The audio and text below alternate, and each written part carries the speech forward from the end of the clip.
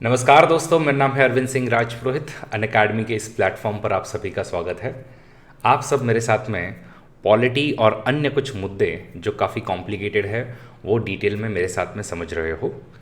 आज ऐसा ही एक मुद्दा जो काफ़ी ज़्यादा चर्चा में रह रहा है उस पर हम लोग डिटेल में चर्चा करेंगे। मुद्दे का नाम है यूनिफॉर्म सिविल कोड।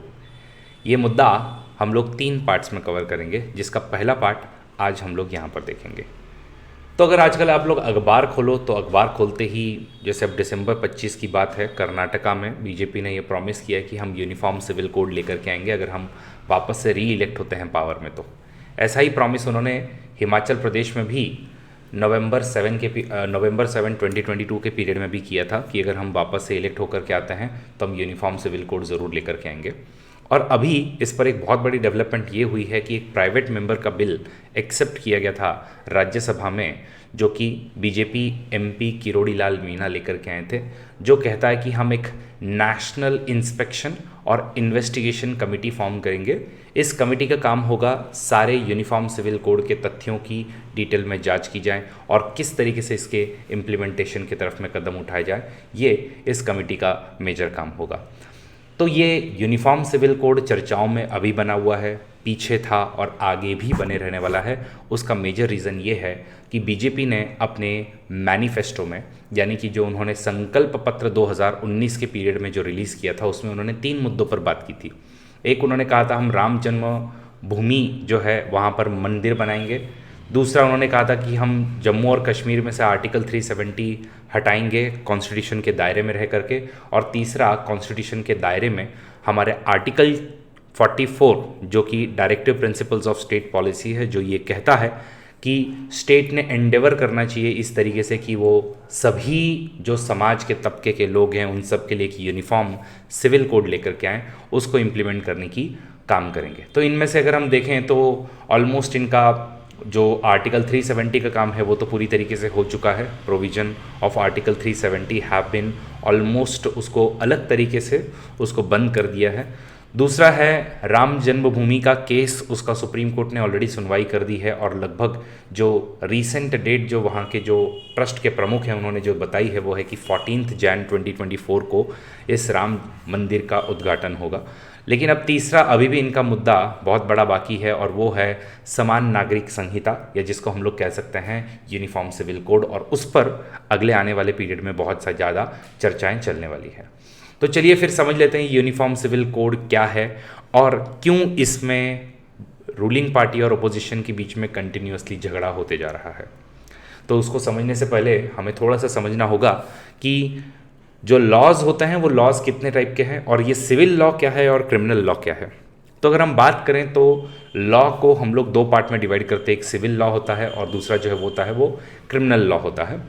जो क्रिमिनल लॉ होता है उसमें बेसिकली हीनियस क्राइम या सीरियस ऑफेंसेस जो है उसमें होते हैं, जैसे कि आप किसी ने मर्डर कर दिया है, किसी ने रेप कर दिया है, किसी ने किडनैपिंग की है, किसी ने चोरी की है, तो ये थोड़े सीरियस नेचर के क्राइम होते हैं जिसमें इंटेंट काफ़ी मायने रखता है कि आपका इंटेंट क्या था, आपने इंटेंशनली उस चीज़ को किया है या नहीं किया हुआ है।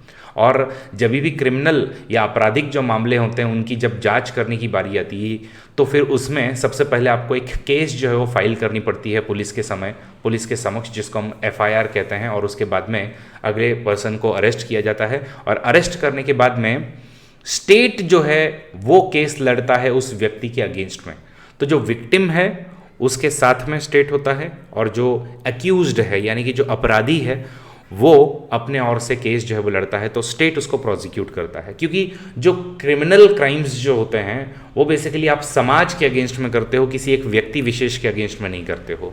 जब आपने मर्डर किसी एक व्यक्ति का किया है तो सिर्फ आपने उस परिवार को ही क्षति नहीं पहुंचाई है, आपने एक पूरे समाज को क्षति पहुंचाई है। इसलिए क्रिमिनल लॉज काफ़ी स्ट्रिक्ट होते हैं और इसमें मेजरली ऑफेंडर को इम्प्रिजनमेंट होती है या फिर प्रोहिबिशन दिया जाता है। इसको क्रिमिनल लॉज के तहत में ट्राई किया जाता है और इसके कोर्ट्स भी अलग होते हैं, जैसे क्रिमिनल कोर्ट होते हैं, सेशंस कोर्ट होते हैं, वहाँ पर क्रिमिनल केसेस को ट्राई किया जाता है। लेकिन अगर अब हम लोग बात करें सिविल केसेस की, तो सिविल लॉज जो हैं वो थोड़े से अलग नेचर के होते हैं। वो मेजरली मनी रिलेटेड या पिक्यूनरी बोल सकते हैं हम उनको, मनी रिलेटेड केसेस होते हैं। जिसमें बेसिकली बिहेवियर अलग अलग हो सकता है, नेग्लिजेंट कंडक्ट हो सकता है। जैसे मान लीजिए दो व्यक्ति एक कॉन्ट्रैक्ट में आते हैं माल सप्लाई करने के लिए और उसके एवज में उनको पैसे देने के लिए, और उसके भुगतान का समय और तारीख ये सब जो है बता दी जाती है, लेकिन उस समय तक आप नहीं करते हो तो उससे अगले का नुकसान होता है। तो उस समय में कॉन्ट्रैक्ट एक्ट के थ्रू कितना कंपनसेशन दिया जाएगा, क्या किया जाएगा, उसकी बात होती है। अगर दो व्यक्ति प्रॉपर्टी खरीदते हैं तो वो प्रॉपर्टी में से अगर एक व्यक्ति को निकलना है या उसको सेल करवाना है तो उसके लिए अगेन कुछ लॉज हैं, कुछ कानून बने हैं। तो बेसिकली हम देखेंगे तो सिविल लॉज जो है वो थोड़े से फाइनेंशियल नेचर के होते हैं, इसमें कोई आपराधिक मामला मेजरली आता नहीं है, और इसीलिए हम देखते हैं कि इसमें स्टेट कभी भी केस नहीं लड़ता है। इसमें बेसिकली केस लड़ने के लिए दो लोग हमेशा इसमें केस लड़ेंगे, जैसे कि दो पर्सन के बीच में। अब वो पर्सन लीगल पर्सन हो सकता है, नेचुरल पर्सन हो सकता है। लीगल पर्सन मतलब कंपनीज, जो कंपनीज हम क्रिएट करते हैं, एनजीओज हम क्रिएट करते हैं, वो सब लीगल पर्सन है। और नेचुरल पर्सन मतलब आप और मैं जैसे हो गए। तो XYZ वर्सेस PQR जब केस हो तो उसको हमेशा हम लोग जो है वो सिविल केसेस कहेंगे। तो सिविल केसेस में कॉन्ट्रैक्ट के केसेस होते हैं, प्रॉपर्टी के केसेस होते हैं, और उसमें एक सबसे इंपॉर्टेंट लॉज जो होते हैं वो है फैमिली लॉज, या जिनको हम लोग पर्सनल लॉज भी कहते हैं। तो ये आपको सिविल लॉज में मेजरली मिलेगा। तो सिविल लॉ और क्रिमिनल लॉ अगर आपको समझा है तो फिर आगे की चीज़ें आपको काफ़ी अच्छे से समझ में आएगी। By the way, civil law, civil जो हमारे जो क्राइम होते हैं तो उनको सिविल लॉ के अंडर में ट्राई किया जाता है, और उसके लिए सिविल कोर्ट या ट्रिब्यूनल्स अलग से बने होते हैं, उसके अंदर में इनका ट्रायल कंप्लीट होता है। ये बहुत ही बेसिक कंसेप्ट है, ये समझे बिना आगे के कंसेप्ट आपको समझ में नहीं आएंगे। एनीवेज, बट इन सब में भी अब हम लोग जब बात करते हैं कि एक यूनिफॉर्म सिविल कोड आना चाहिए, इसका मतलब ये नहीं है कि हमारे पास में कोई सिविल लॉज, जितने भी हमारे सिविल लॉज उसमें यूनिफॉर्मिटी है ही नहीं। कॉन्ट्रैक्ट के लिए या प्रॉपर्टी लॉज के लिए इट डजेंट मैटर कि आपका रिलीजन क्या है, आपकी कास्ट क्या है, या आप कौन से जेंडर को बिलोंग करते हो, ये एक्चुअली यूनिफॉर्म ही है। ये आज भी सबके ऊपर में यूनिफॉर्मली अप्लाई होते हैं। सिर्फ यूनिफॉर्मिटी अगर कहीं पर नहीं है सिविल लॉज में तो वो हम लोग कहते हैं पर्सनल लॉज में। तो एक्चुअली इसको हमने अगर सही शब्द इसके लिए अगर इस्तेमाल करना है तो वो ये होना चाहिए कि यूनिफॉर्म पर्सनल लॉज हो या फिर यूनिफॉर्म फैमिली लॉज हो, ये वाली बात होनी चाहिए। By the way, personal laws क्या होता है? पर्सनल लॉज या फैमिली लॉज में अगर हम बात करें तो उसमें बेसिकली जो आपके फैमिली रिलेटेड मुद्दे होते हैं वो आते हैं। जैसे कि आप शादी की बात कर सकते हो, मैरिज, या फिर मैरिज अगर किसी का नहीं हो रहा है, आपको अलग होना है तो उसके लिए तलाक यानी कि डिवोर्स की बात कर सकते हो। आपको संपत्ति किस तरीके से मिलेगी, तो इनहेरिटेड जो आपकी संपत्ति है, तो पुत्र की संपत्ति कैसे अपने पिताजी की संपत्ति कैसे पुत्र और पुत्रियों में उसका डिवीजन होगा, किस तरीके से वो जाएगी। उसमें से भी जो अर्जित संपत्ति है, मतलब जो आपने खुद ने कमाई है, और जो पैतृक संपत्ति है, मतलब जो एंसेस्ट्रल प्रॉपर्टी है, उसका इनहेरिटेंस अलग अलग तरीके से कैसे होगा, उस पर कुछ हमारे कानून बनते हैं। गार्डियनशिप मतलब कौन आपका गार्डियन होगा। मान लीजिए अगर आपके पेरेंट्स नहीं हैं तो फिर वो गार्डियन कैसे किसी को अपॉइंट किया जाएगा, जिसको हम अभिभावक कहेंगे। उसके आगे अडॉप्शन, अगर मान लीजिए किसी के पुत्र नहीं है, पुत्री नहीं है, और अगर वो अडॉप्ट करने जाते हैं तो किन चीज़ों का ध्यान रखा जाएगा और अडॉप्शन किस तरीके से होगा। और last but not least, maintenance. तो हर एक व्यक्ति को अपने पिता, पुत्र, पुत्री, या अपनी माता है, या अपने ससुर या सासू माँ है, तो इन सब की भी अगेन मेंटेनेंस वगैरह रखना होता है। तो उन सब के ये जो लॉज होते हैं उनको हम लोग कहते हैं पर्सनल लॉज। तो ये पर्सनल लॉज अभी हमारे कंट्री में यूनिफॉर्म नहीं है। ये डिपेंड करता है कि आप कौन से रिलीजन को बिलोंग करते हो। तो पहले हिंदूज़ में भी ये लॉज काफ़ी ज़्यादा डिफ़र किए जाते थे, लेकिन डॉक्टर बाबा साहेब अम्बेडकर उन्होंने जो प्रयास किए उसके चलते हुए फिर हिंदूज़ में हम लोगों ने देखा कि यूनिफॉर्मिटी जो है वो थोड़े से उनके सिविल लॉज में आ चुकी है। तो जैसे हिंदू मैरिज एक्ट है, हिंदू सक्सेशन एक्ट है, Hindu minority and guardianship act है, या फिर Hindu adoption and maintenance act है। ये बेसिकली मोर और लेस सारे जो देश के हिंदू हैं जिनमें इतनी इतनी विविधताएं भरी हुई थी, उन सबको एक यूनिफॉर्म कल्चर के अंडर में ले आता है। तो उनके अंदर में आपको पर्सनल लॉज में अगर हम लोग देखें तो ये काफ़ी फॉरवर्ड लुकिंग है, तो ये तो काफ़ी आगे हैं।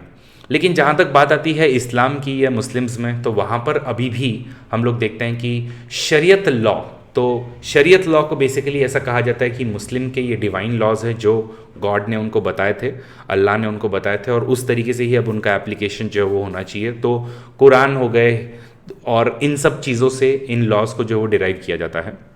वो लॉज हैं। उसके बाद में मैरिज को डिसोल्यूशन के लिए एक 1939 में एक्ट बना था, और अभी रिसेंटली एक मुस्लिम woman right on protection on rights of divorce जो 1986 में बना था, और 2019 में उसमें अमेंडमेंट हुई थी। तो इस तरीके से इन कुछ कानूनों से उनके लॉज जो है, उनके जो पर्सनल लॉज है वो गवर्न होते हैं।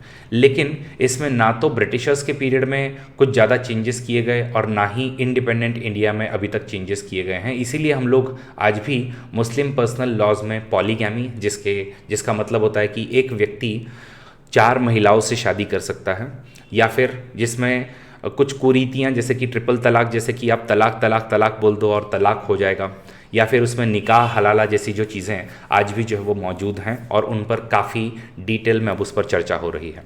उसी तरीके से अगर हम क्रिश्चियंस की बात करें तो उनके लिए again Indian Christian marriage act, या उनके लिए गार्डियन एंड वार्ड्स एक्ट है। सक्सेशन के लिए उनका अलग एक्ट है, और अडॉप्शन के लिए उन लोग कोई उनके पास में एक पर्सनल एक्ट नहीं है, इसलिए उन लोग जुवेनाइल जस्टिस एक्ट के अंडर में इन लोग अडॉप्शन जो है वो करते हैं। उसी तरीके से सिख की बात करें हम लोग तो सिख भाइयों बहनों के लिए आनंद मैरिज एक्ट बनाया हुआ है 1909 में। देन पारसीज के लिए इसी तरीके से Parsi marriage and divorce act, और बाकी अगर कोई भी इन रिलीजन के अंतर्गत अगर शादी नहीं करना चाहता है तो उन लोग स्पेशल मैरिज एक्ट के अंतर्गत उन लोग शादी कर सकते हैं। और इसी तरीके से जो चाइल्ड मैरिज है उसको प्रोहिबिट करने के लिए एक्ट वगैरह मौजूद हैं। अब इनमें मैं कहीं पर भी ट्राइबल्स की चर्चा नहीं कर रहा हूँ, क्योंकि उनके और लॉज जो हैं वो पर्सनल लॉज या फैमिली लॉज जो वो डिफरेंट होंगे। ये डिफरेंस इसलिए जनरेट होता है बिकॉज ऑब्वियस ही बात है कि एक रीजन की अगर हम लोग बात करें तो डिफरेंट डिफरेंट रीजन में डिफरेंट डिफरेंट कम्युनिटीज़ हमेशा से ग्रो होती हुई आई हैं, और फिर ऑब्वियसली उनका परसेप्शन, उनका जो मानने का तरीका, मान्यताएं जो होंगी वो सारी भी अलग अलग बदलेंगी, इसलिए फिर ये सारे डिफरेंट डिफरेंट लॉज हैं।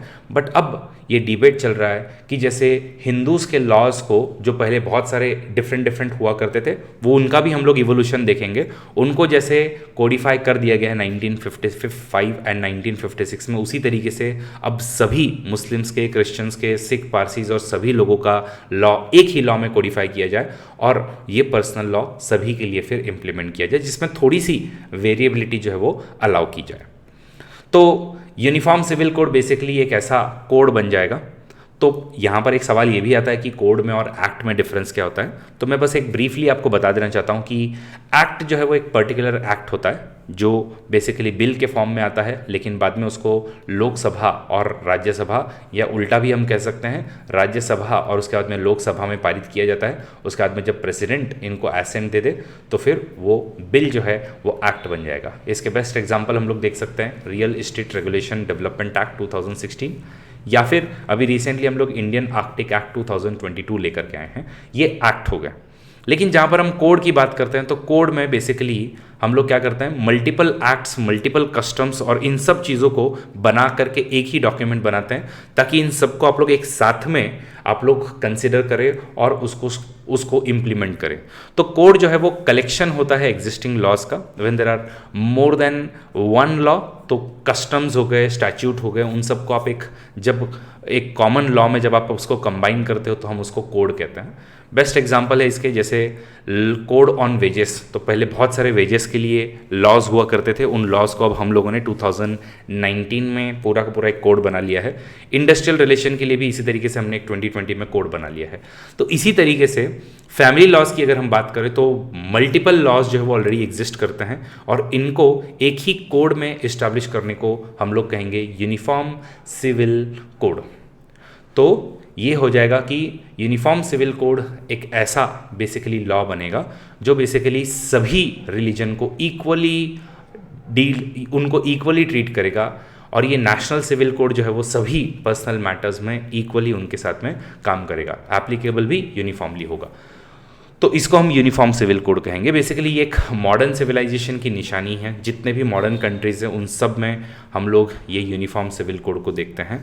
इनफैक्ट जो कुछ इस्लामिक कंट्रीज़ हैं उन्होंने भी इनको अच्छे से कोडिफाई कर लिया है, और उन लोग जो है वो एक मॉडर्निटी की दिशा में जा रहे हैं। और इसीलिए अब ये डिबेट बार बार चलते रहता है कि क्या इंडिया में भी हम लोगों ने ऐसा कोड लाना चाहिए क्या। तो बात आती है कि हम लोग जहाँ पर बात कर रहे हैं यूनिफॉर्म सिविल कोड की, बट क्या हमारे पास में यूनिफॉर्म क्रिमिनल कोड है? तो उसका उत्तर यस है। हमारे पास में यूनिफॉर्म क्रिमिनल कोड ऑलरेडी है, और जो ब्रिटिशर्स के टाइम में ही इवॉल्व हो चुका था। लेकिन ब्रिटिशर्स ने जो उस समय में जिस तरीके से रेबेलियंस हो रहे थे या रिवॉल्ट हो रहे थे, उनके चलते उन्होंने ज़्यादा हमारे पर्सनल लॉज में हस्तक्षेप करना सही नहीं समझा, इसलिए उन्होंने बाद में ज़्यादा नहीं किया था। लेकिन अगर हम बात करें तो क्रिमिनल लॉज की अगर हम बात करें तो हमारे इंडियन पीनल कोड 1860 है, जो कि हमारा सब्सटैंटिव लॉ है, जिसके अंदर में प्रॉपर हर एक क्राइम की पनिशमेंट वगैरह मेंशन की हुई है। और प्रोसीजरल लॉ बेसिकली प्रक्रिया बताता है आपको कि हम लोग जब किसी को पनिश करने वाले हैं तो किस प्रोसीजर को फॉलो किया जाएगा। जैसे अरेस्ट कब किया जाएगा, जजेस के सामने कब लाया जाएगा, जजेस जब अपना जजमेंट दे रहे हैं तो उस समय में किस तरीके से प्रोसीडिंग करेंगे, क्या किया जाएगा क्या नहीं किया जाएगा। और उसमें ही फिर प्रोसीजर की बात करें तो एविडेंसेस को किस तरीके से माना जाएगा, किस तरीके से नहीं माना जाएगा।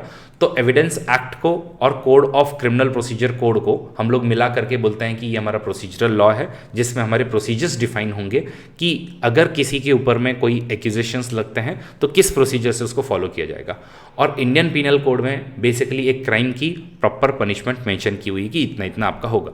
तो इस तरीके से हमारे यहाँ पर क्या यूनिफॉर्म सिविल कोड है, तो उसका उत्तर आ जाता है यस। अगली बात अगर हम लोग देखें तो अब हमारा जो लीगल सिस्टम है वो इवॉल्व कैसे हुआ था, कि किस तरीके से हम लोग यहाँ तक पहुँचे हैं। आज का जो हमारा सिस्टम है जिसमें हम देखते हैं कि मुस्लिम्स के लॉज तो अभी तक हम लोग कोडिफाई नहीं किए हैं, लेकिन हिंदूज़ के या क्रिश्चियन और पारसीज और सिख के छोटे मोटे लॉज जो वो कोडिफाई हो गए हैं, लेकिन मुस्लिम्स के क्यों नहीं हुए, और अगर इनमें भी अगर कोई चेंजेस थे, चैलेंजेस थे, तो वो क्या थे। तो उसको एक ब्रीफ हिस्ट्री जो है हम लोग देख लेते हैं। तो चलिए सीखते हैं हमारा लीगल सिस्टम का इवोल्यूशन जो है वो किस तरीके से हुआ।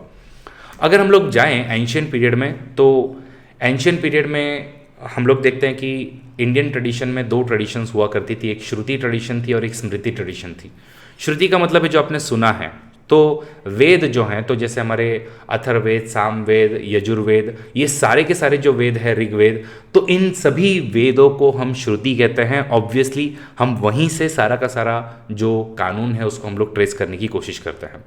बट इन श्रुतिस पर कुछ कमेंट्रीज की गई, जो आपको याद था उस पर कुछ व्यक्तियों ने उस पर कमेंट्री की गई, जिनको धर्मशास्त्र भी कहते हैं या इनको स्मृतिज भी कहा जाता है। इनमें से दो स्मृतिज काफ़ी फेमस है, ऐसे मल्टीपल स्मृतिज है। मनुस्मृति जो मनु नामक व्यक्ति ने लिखी थी, और याज्ञवल्क्य स्मृति जो याज्ञवल्क्य ने लिखी थी। अब ऐसे ही इसमें नारद स्मृति है, विष्णु स्मृति है, अलग अलग स्मृतियां हैं, लेकिन हमारे लिए जो मैटर करती है वो मनुस्मृति या याज्ञवल्क्य स्मृति हम उनको बोल सकते हैं। तो याज्ञवल्क्य स्मृति जो है, अगेन उसके भी अगर हम बात करें तो उसके ऊपर में भी दो कमेंट्रीज लिखी गई हैं। तो उसके ऊपर में भी भाष्य ये शब्द यूज किया जाता है। तो भाष्य जो वो यूज किया गया है, तो जैसे मिताक्षर और दाय भाग, ऐसे दो जो है वो सिस्टम हुआ करते हैं। तो इस तरीके से बहुत ही एक हम लोग बोल सकते हैं कि थ्रू आउट द इंडिया अगर हम बात करें तो काफ़ी अलग अलग सिस्टम जो है वो यूज़ होते थे। जैसे इवन अगर हम लोग मिताक्षर, तो जो मिताक्षर हैं और दायभाग है, तो ये याज्ञवल्क्य स्मृति के पार्ट हुआ करते थे। अब मिताक्षर को पूरे through out the India follow किया जाता था, लेकिन जहाँ पर बात आएगी वेस्ट बंगाल की, तो वेस्ट बंगाल में वहाँ पर दायभाग को फॉलो किया जाता था। अब मिताक्षर में भी हमारे वाराणसी यानी कि काशी वाला जो पार्ट हो गया, या फिर उज्जैन वाला जो पार्ट हो गया, उसमें भी साउथ पार्ट हो गया, नॉर्थन पार्ट हो गया, इन सब में भी अलग अलग स्कूल्स हुआ करती थी। तो सिस्टम जो है वो जब बात आती है पर्सनल लॉज को लेकर के एज वेल एज उस समय के क्रिमिनल लॉज को लेकर के, तो काफ़ी ज़्यादा डिफरेंट हुआ करता था एंशिएंट टाइम्स में।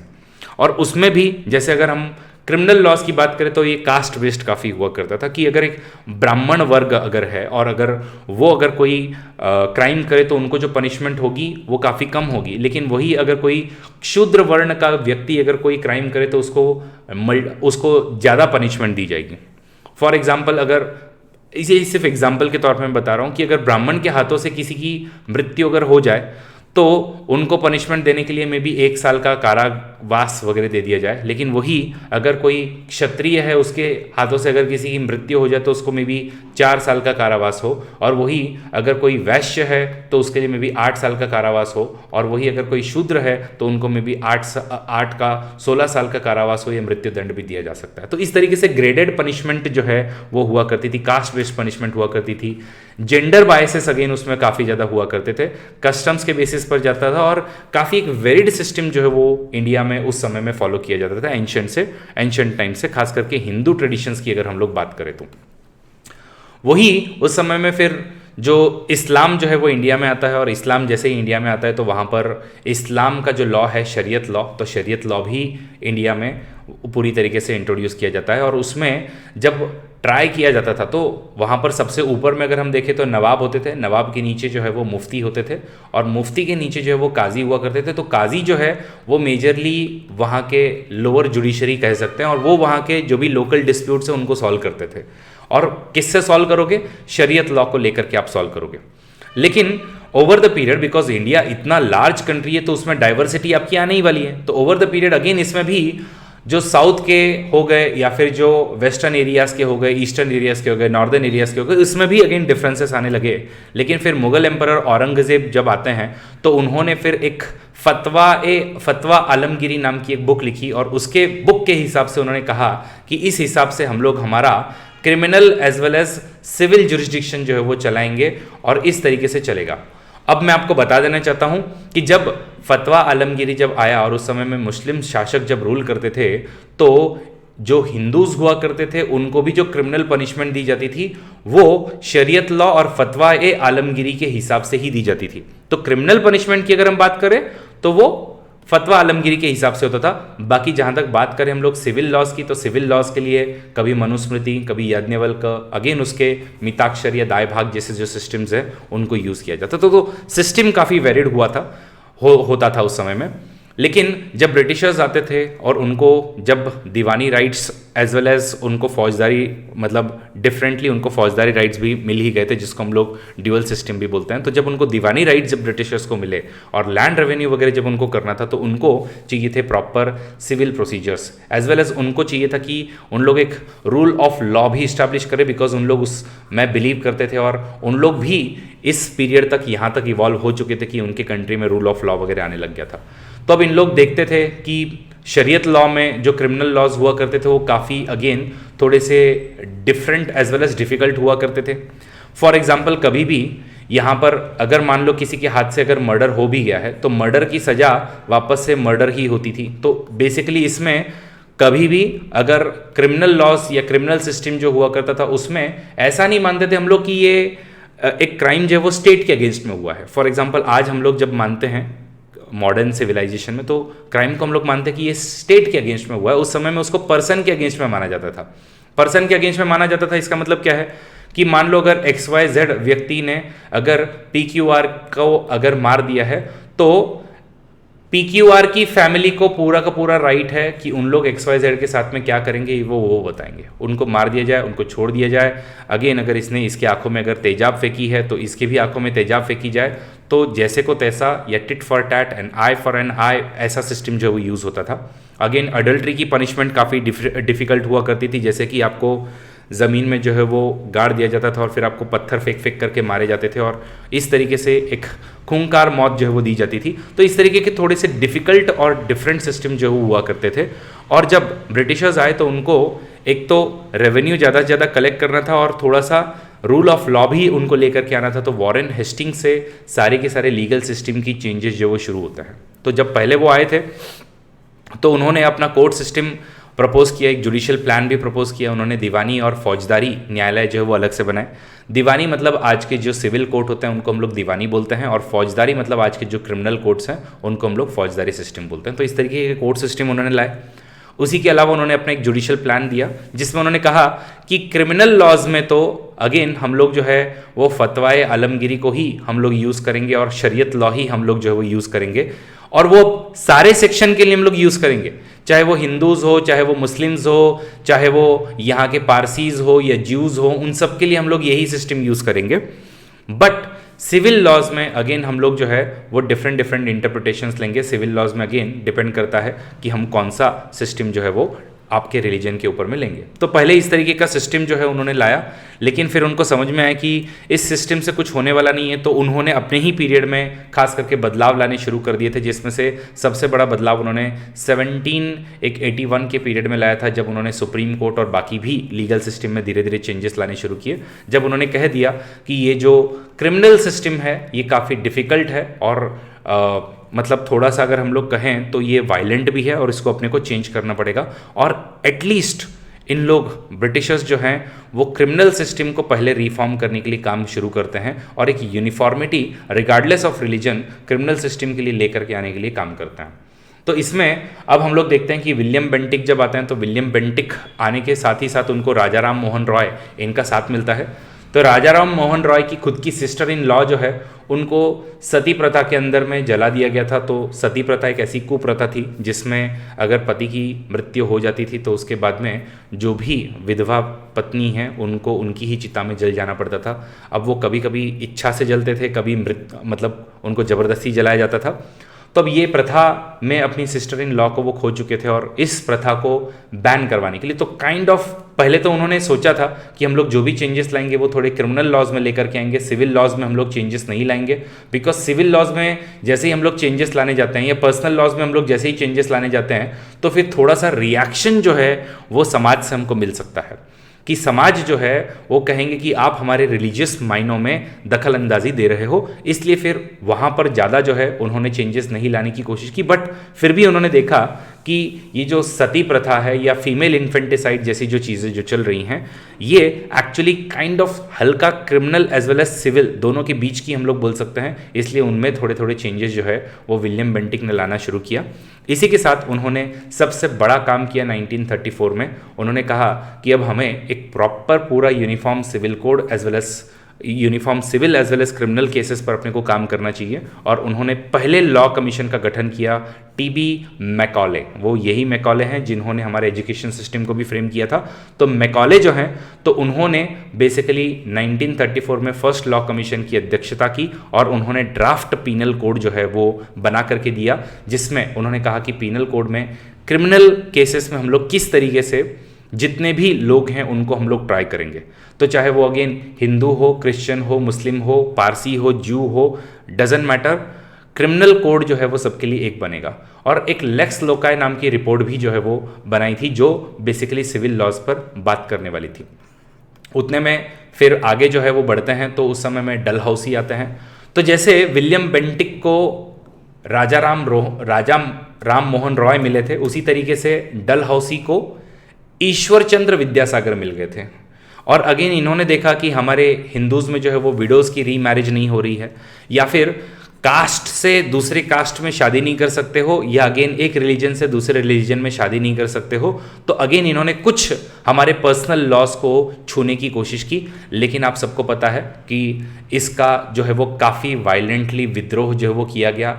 आप सबको पता होगा 1857 में जो हमारा फर्स्ट इंडिपेंडेंस ऑफ वॉर जिसको कहते हैं या जिसको हम लोग रिवॉल्ट कहते हैं 1857 का, वो हुआ था क्योंकि पर्सनल जो मैटर्स है उसमें दखल अंदाजी अब दी जा रही थी और बाकी भी अन्य बहुत सारे मेजर कारण थे। मैं बस आपको एक एग्जांपल दे रहा हूँ। तो इसलिए फिर वहां से ब्रिटिशर्स ने थोड़ा सा देखा कि हम लोगों को जो है वो इधर हाथ नहीं लगाना चाहिए अभी, और फिर ब्रिटिशर्स ने पर्सनल लॉज को थोड़ा सा हाथ लगाना बंद कर दिया। लेकिन उसी समय में उन्होंने एक सेकेंड लॉ कमीशन बनाया था जो कि सर जॉन रोमिली की अध्यक्षता में बना था, और इन्होंने बताया कि किस तरीके से आपको आईपीसी लाना है, सीपीसी लाना है, सीआरपीसी लाना है। और उसी पीरियड में हम देखते हैं कि लगभग 1860s वगैरह के पीरियड में ये सारे आईपीसी के, सीपीसी और सीआरपीसी जो कि सारे के सारे एग्जिस्टेंस में आते हैं। बाद में बात करते हैं, ऑब्वियसली आप सबको पता होगा 1858 में क्राउन रूल जो है वो आ जाता है, और ये क्राउन रूल जो है वो अगेन मैरिज के रिगार्ड में कुछ स्पेशल मैरिज एक्ट जैसी चीज़ें, एज ऑफ कंसेंट जिसमें आप एक मिनिमम एज जो है वो लेकर के आते हो कि इतनी मिनिमम एज आपकी शादी करने के लिए आपके ज़रूरी होगा। और उसी तरीके से बाकी भी सिविल लॉज में जैसे कॉन्ट्रैक्ट लॉज, एविडेंस लॉज, ये सब लॉज जो है वो लेकर के आते हैं। अब इसके आगे क्राउन रूल के बाद में यूनिफॉर्म सिविल कोड का कॉन्स्टिट्यूएंट असेंबली में क्या डिबेट चला, एग्जैक्टली हिंदू कोड बिल क्या था, और शायरा बानो, शाहबानो, इन सब के केसेस क्या थे, ये हम लोग देखेंगे अगली वीडियो में कमेंट करके इस वीडियो को समराइज़ ज़रूर कीजिएगा ताकि आप लोग भी जो कुछ सीखे हैं वो आप लोगों का अच्छे से कमेंट करने के बाद में आपको याद हो जाए। Thank you so much guys for watching this video. अगले वीडियो में बाकी के डिटेल्स आपको दिए जाएंगे। थैंक यू सो मच और हम मिलेंगे अगले वीडियो में। Let's crack it.